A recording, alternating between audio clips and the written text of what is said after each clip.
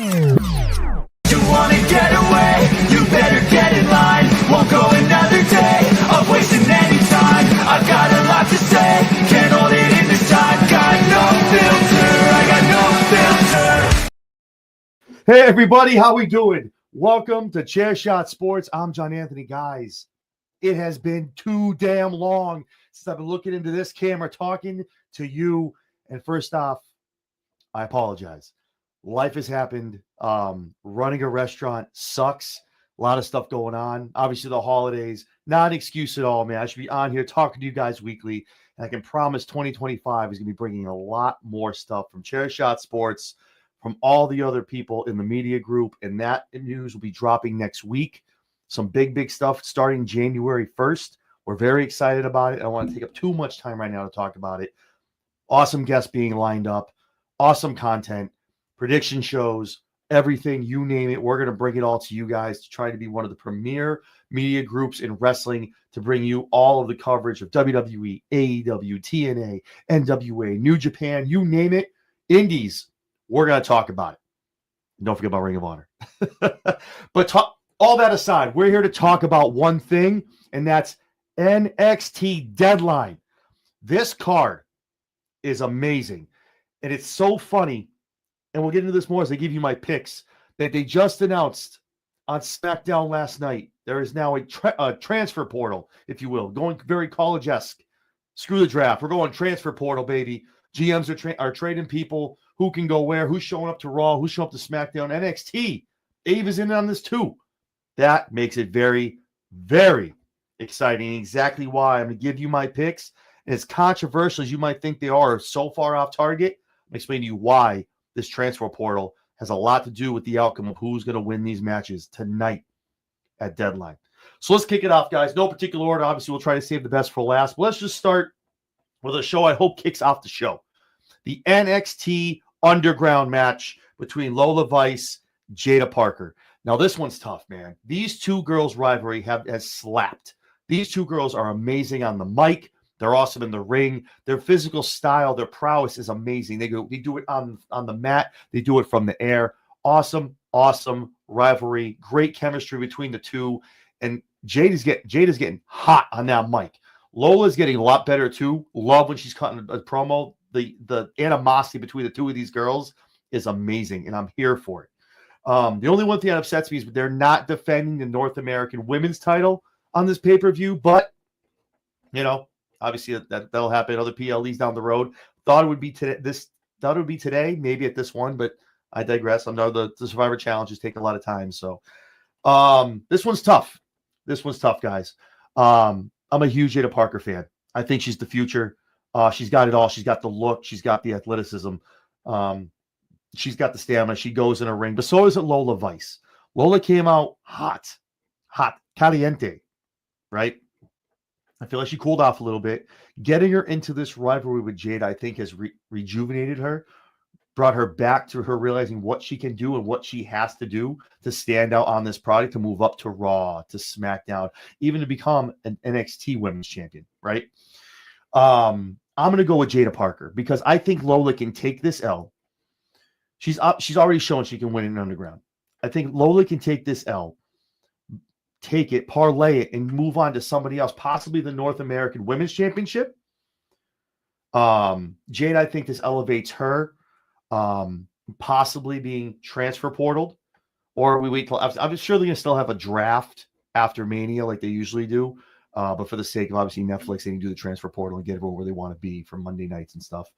I got to go with Jada Parker here. I think she needs the W more so than Lola. And that speaks volumes for Lola Vice because she can take an L and still be good, still stay, relevant, and parlay that into another rivalry, being upset losing that and taking that out on the NXT Women's Champion. So Jada Parker is the pick there for that match. Let's go to the NXT Tag Team Championships. North Dakota Catch Crew, your boys, and Frasian. Listen, I think the past 3 PLEs, I've picked Nathan Frazier and Axiom to lose these belts. I know they've been teasing it for a long time. Frazier's actually pulling double duty as he's in the men's Survivor Challenge. Iron Survivor Challenge, right? tonight's the night. Tonight's the night it comes to a head. Now, I don't know where they're going to put that match. If it's going to be them, I can tell you this. If the men's Iron Survivor Challenge happens first, I think the women's is going to end. I think the women's is going to main event.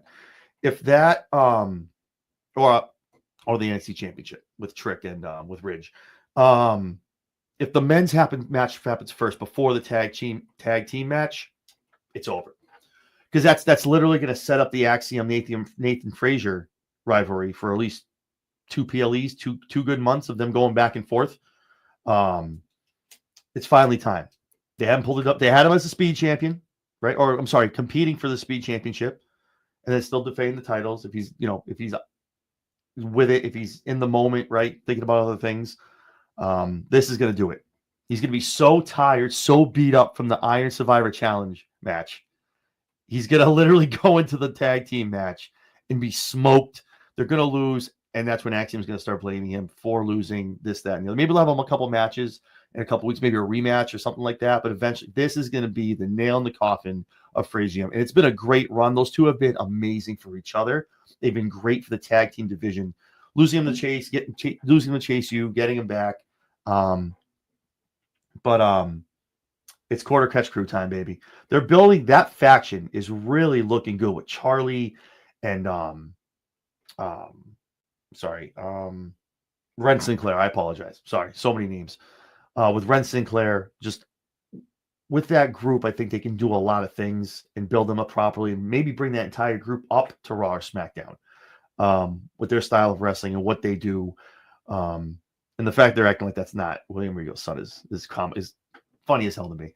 But I think this is the time. No quarter catch crew walks away, gets the belts, and we see the beginning of the end. As much as it sucks, of Frazium. So let's start with the men's Iron Survivor match. Ethan Page, Nathan Frazier, Wesley, Javon Evans, and it was supposed to be Thorpe, right? Who attacked him? Well, I think it's Obafemi. Oba went away for a little bit, kind of got forgotten about, right? I think he's back, and now he's coming for the NXT Championship. I don't think he wins it tonight. If it is him, I don't think he wins it tonight, but he will make an impact. My pick, my win for tonight, the man who they should put a rocket on his back, especially once he gets up into the main roster. Your boy, Wes Lee, is walking out as the Iron Survivor tonight for the men's match. I'm telling you, like, I love the heel look. I love it. I love the persona. The whole change in Wes's demeanor, even in the ring as well, has been amazing. I love it. I'm here for it. Ethan doesn't need it. Nathan needs to lose that match to go on to lose the tag match. Now, obviously, like I said, I could be booking this totally out of left field, and none of this makes sense. And, the tag match is first and they win. Maybe, he loses that, but they still have the tag belts, things like that. But this is how I'm seeing it. And this is how I see the booking going. I think it makes a lot of sense. Okay. Javon Evans, I mean, he has a lot of ways to go. The kid can go. He's amazing in the ring, what he does physically. I just think he needs some more time. He's a little bit more time to just mature in the ring, not as a man, but just in the ring, on the mic, hone the craft a little bit more. But the fact he's in matches like with Randy Orton, things like that, it's just they're putting him out there. People know who he is, but it's not his time to win this match. It's Wes Lee's time to walk away as the Iron Survivor, and that is going to be an amazing, amazing time when he comes up and gets his chance at the NXT Men's Championship. So then we'll go to the women's Iron Survivor match. Zarya, Julia, Stephanie Vakor, Sol Ruka, and Red Sinclair. This is probably the hardest match I've seen in a long time to pick men's or women's for the Iron Survivor. I've had the opportunity of being at the past two deadlines, so I've seen two Iron Survivor matches, which were amazing. So there's so much talent. And I got to shout out AEW here, man. I know a lot of people say AEW has the best women's division. I think it's because of name notoriety. You have the best name division, if that makes sense. Meaning main roster wise, right? You have Mercedes. You have a lot of folks over there that really get it done, right? Britt Baker's, all those guys, Mariah May. But the talent pool that they have coming up, you have Julia, right? You have Zarya, people who are known on the indies. They've been in other promotions. You know who they are. But then you have the Sol Rukas, the Ren Sinclairs, right? Who are coming up. And our Sol Ruka is going to be a star, whether it's in AEW, TNA, WWE. Sol Ruka is going to be a star. What she does in that ring physically, she's amazing. There's a lot of picks here. There's a lot. You could go either way. You could have a case for all 5 of these women. I got to go with Stephanie Vacour because I feel like she's going to either take the pin away from Julia or pin Julia to get the win. And those two are going to have a rivalry with each other, which you saw that the breadcrumbs were dropped a little bit ahead of this match with those two kind of staring each other down, who can be the best or who is the best. My dark horse here, it needs to be said. The men's, I don't really I think it's Wesley going away. I don't think there's any question about it. Or obviously whoever the 5th guy is, if it is Oba and he wins, or it's not Oba and another person, maybe from the main roster, I don't know. I got to say the dark horse here is Ren Sinclair, because what they're doing with no catch, no quarter catch crew, and all those guys, you have the Heritage Cup, you have Tag Team Champions, and you have a future Women's Championship opportunity all in one group. They could go that route with all of them in NXT. They could.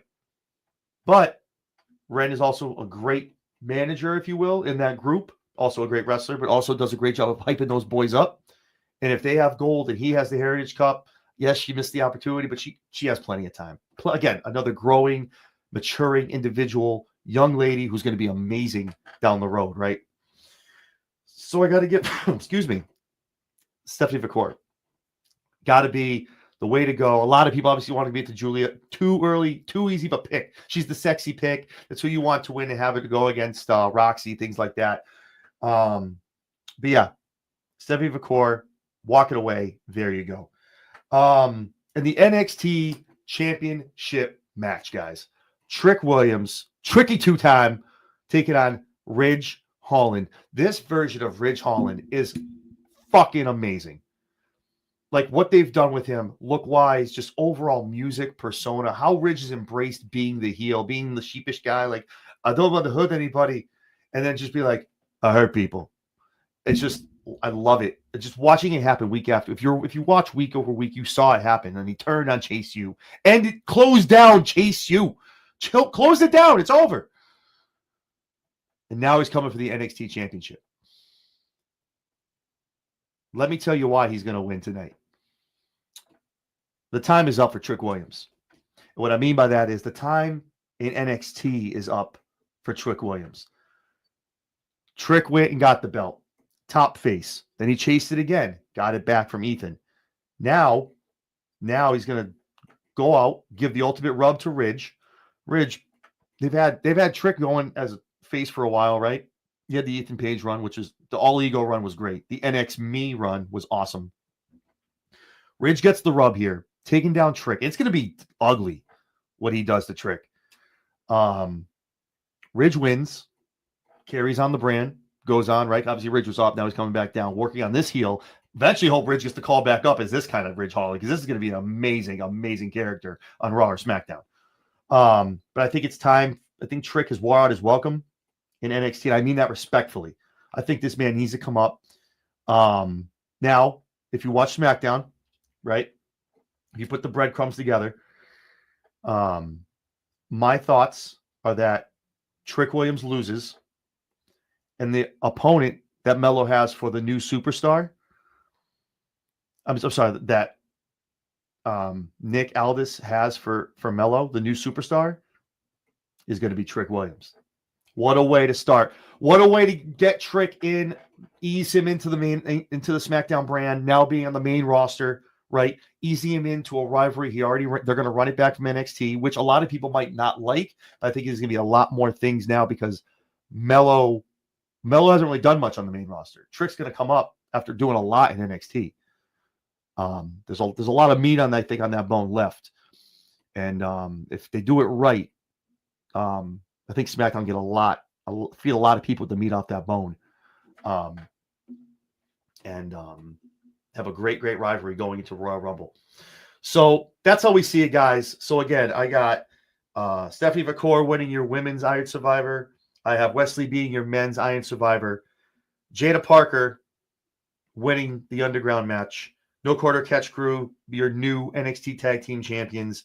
And Ridge Holland walking out your new NXT Men's World Champion. So, guys, I'm excited. Like I said, thank you so much. It's been a while. It's nice to get back in front of this mic, back in front of you guys to talk. I can promise you, starting next week, hearing from me a lot more. You're going to be a lot more from me and the crew. More on that coming next week as well. Also, stay tuned. We have yearly awards coming out next week. So we'll get pumped for that. All you guys will be strictly voted on by you guys. We'll have an award show at the end of the year. So get excited for that as well. So I know I am. But guys, listen, hopefully your Thanksgiving was great. If you're getting ready for whatever you celebrate in December, whether it be Hanukkah, Christmas, or Kwanzaa, guys, listen, have fun, get ready for it. We got 3 weeks left. I think there's 18 days left until Christmas. So get out there, get shopping, guys. It's been fun. Enjoy NXT Deadline.